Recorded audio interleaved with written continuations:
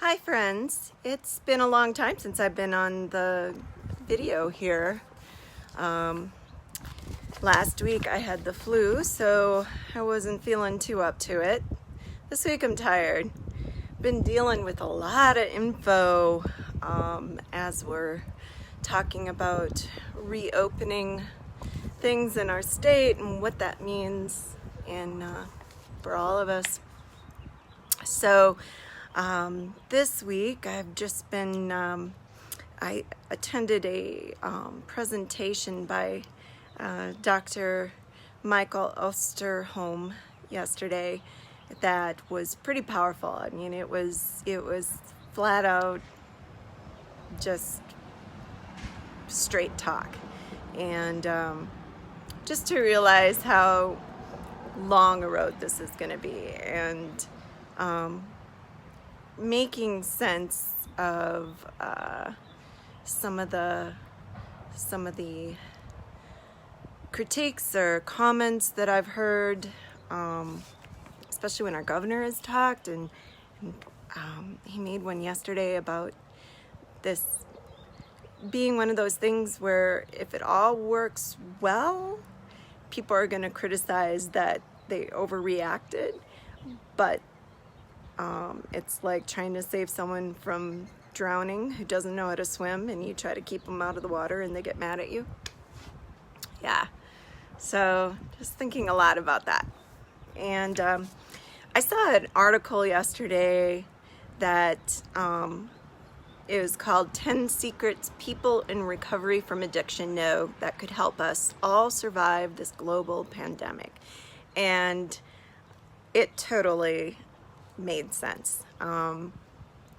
If you're familiar with the 12 steps, you may know that among the first 3 is that of admitting that you're powerless to your addiction, and the game's rigged, and there's no way, no matter how much you try, if I do this then it'll be better, or then I'll get over. It just doesn't work. And then there's a point of surrendering to a power greater than yourself.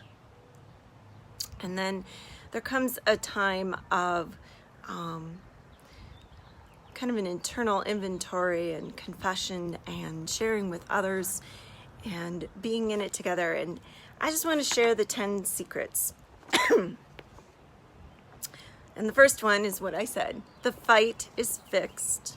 That's something I realized yesterday as I was listening to the presentation from the University of Minnesota, and then also reading different articles from the CDC, and just kind of getting the science of it all together in my head, and it making sense and clicking and going, oh, okay, I get what's going on. The fight's rigged. And that's not, that's not necessarily like giving up. It's giving yourself a starting point to stop denying. And the article says we must take a deep breath and accept the reality of COVID-19 before we can navigate it, right? So, it's that place where I've talked about grief too, where you got to acknowledge what you're mad about, what you're grieving, what you're sad about. There's some May is a huge month for modal events. Those are kind of life-marking events in our lives. So we got Mother's Day this weekend. We got graduations at the end of the month. There's a lot of traditions and things, Memorial Weekend traditions. They're not going to happen this year. Not the way they have, and it's going to be different. So you got to start it, like acknowledging just the outreach of it all, and then you can do something different. The Serenity Prayer says, grant me the serenity to accept the things I cannot change, and the courage to change the things I can, and the wisdom to know the difference. I know that prayer. I don't know why it just totally left my head, but it did. Grant me the serenity to accept the things I cannot change, the courage to change the things I can, and the wisdom to know the difference. That's huge. And that's where we are and will be for a long time. Hi, Julie. Hi, Tom. Oh, my goodness. How's Texas? Halt. Okay, have you guys ever heard of this? I just learned about this, I don't know, this winter, fall sometime? Whoa. Yeah. HALT. HALT. If you are hungry, angry, lonely, or tired, don't make major decisions. Acknowledge what's going on and take care of it. If you're hungry, eat. If you're angry, well, acknowledge you're angry, be with it. If you're lonely, yeah, be with that too. Go, whoa, I'm lonely here. Maybe I'm not making the best decisions. Maybe I'm not expressing myself in the best way with people. And if you're tired, oh, that's been a big one for me. Hungry and tired. I tend to work, and then I forget to eat. I'm one of those people. And then I'll be like 8 o'clock at night, and I'm going, did I eat it all today? I think I had orange juice. Yeah, not good, not good. So I have to remember to remind myself to check in, halt. Am I hungry? Am I angry? Am I lonely? And then tired. Sometimes I'm a overachiever type, right? I just push until the project gets done. I like completion. I like to check it off the lists. I love lists. And sometimes I'll work through tired, and sometimes I have to. I had to produce a worship service for this weekend, and I was sick, and you got to work through it. But then sometimes you just got to go, I'm tired. And I can't feel guilty for just really needing to sleep and rest, because sometimes when you finally do that, then you're better capable to be the person you need to be, the mom, the dad, the parent, the worker. Sometimes you just got to go, I'm tired. I need to shut everything off and pause. And so that's one of my favorite lessons. Progress, not perfection. Ooh, I'm a perfectionist. So to remember to just take it bit by bit. That's one of my favorite sayings, is bit by bit. And I mostly say it because I'm such a perfectionist. It's like a foreign concept, so I have to remind myself a lot. Bit by bit, it'll be okay. And serenity is not freedom from the storm, but peace amid the storm. My favorite version of that is Dancing in the Storm. My favorite song, I've mentioned it before, is Brandi Carlile's The Eye. And it talks about how we can only dance in the eye of the hurricane. And sometimes when we're in the storm, all you can do is find the peace, or like me, find a way to dance in it. Sometimes that's just breathing in the storm and not letting yourself go numb, but just sticking with it and finding some joy, finding humor. I love to find humor in things. And so that's part of my dancing in storms, is if I can find something to laugh at. There's some terrible memes out there, but they do get me laughing sometimes. Keep your head where your feet are. I struggle with that one. That's the one day at a time thought, I'm one of those, I can be clumsy sometimes because my body is slower than my essence. I tend to go much faster than my body, and sometimes it doesn't catch up, and I'm already 3 steps down the step, but my body isn't, and then I stumble. And that can be, and I was just talking to someone today, and I was talking about, I wonder what Christmas is going to be like, and I'm already starting to put some plans, and like, what could be a retention plan for this, and it's that, and she's like, I'm not even thinking about June yet. It was a good reminder. keep your head where your feet are. Keep your head where your feet are. Okay, people? Yeah. Service transforms pain.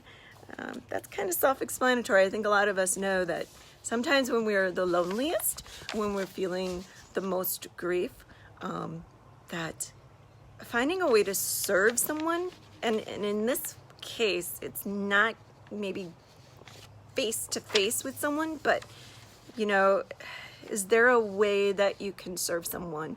We got a lot of lonely people, a lot of people, you know, who haven't been able to get out of the house in 2 months. A card, a phone call, you know, there's a lot.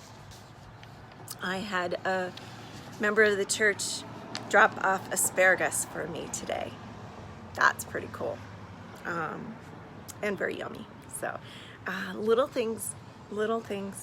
Gratitude is an action word. I'm terrible. I mean, I know the gratitude journal is like the best thing in the world, but I am just terrible at that kind of stuff. It's like, oh, you want me to do something else? I'm like, ugh.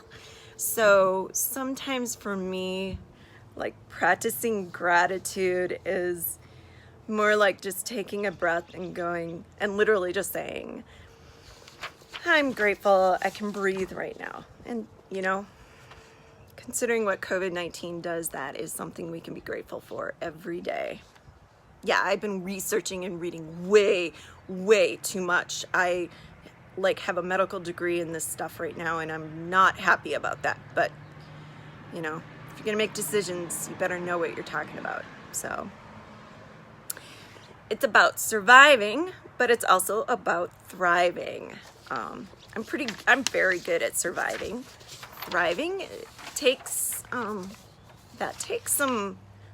thought, and one of the biggest ways to the difference between just surviving something and thriving is people.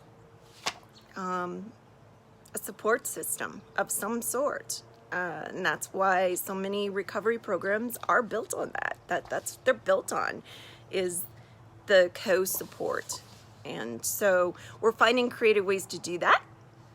You know, so yeah, we can't come and give hugs and sit side by side and pat someone's back when they're crying or any of that right now. Don't. For your own safety and theirs.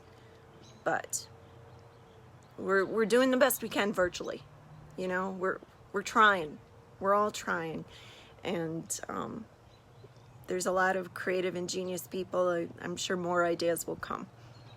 Yeah, here's me. I always am thinking ahead. So, of course, my thoughts this morning, what the heck am I going to do for confirmation in the fall? I mean, I'm bad. Head where feet are, Gena. Head where feet are. Yes. Normal. This is my favorite. Number 10. Normal is just a setting on the dryer, people. Normal is just, I get so irritated by South Dakota news because they keep talking about back to normal. What was normal? I don't know. Normal is just a setting on the dryer. One person's normal is not the other person's normal. And what we did 1 year, if you think about it, probably wasn't what you did 3 years earlier than that. Does that mean that that year was abnormal and this year was normal? No. Normal is a setting on the dryer. So, we are adaptable people. That is a human gift. And we survive, we adapt, figure out what your normal is. Now, routine and some structure in your life, that helps a lot with depression and feeling of loss of direction and hopelessness and what day is it? Yeah, but that's not normal. That's just living, I think.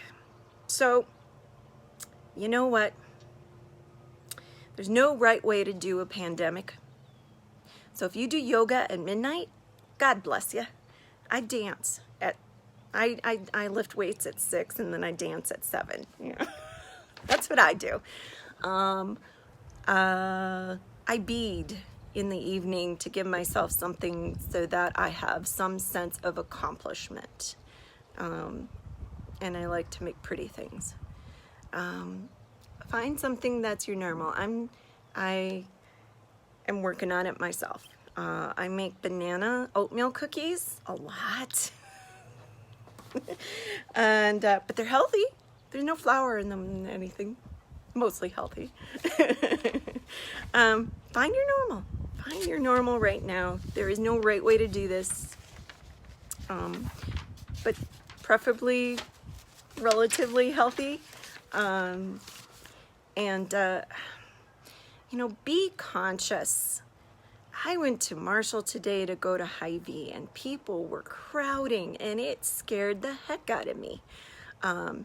There's lines. Follow the line. Go with the flow of traffic, and don't crowd around things as a big bunch. And I had to stop myself because everybody else was doing it, and all of a sudden I'm going and reaching for something, and there's 3 of us there, and I freaked out, and I backed up 5 steps because I was like, that's bad. No. We're learning. It's going to be a learning process, and it's going to be one day at a time. Keep your head where your feet are. That's my lesson for today. I hope you are well. I'm so happy to see some of you folks. Jess and Matt and Diane and Grant, hi. Yeah, I have not been outside because I was quarantined for having the flu, so it's kind of nice to sit in the sun today and to feel good again. Thank you for the love I'm feeling virtually, and know that I love you, and take care of yourselves, and just, yeah, keep your head where your feet are, people. Bye.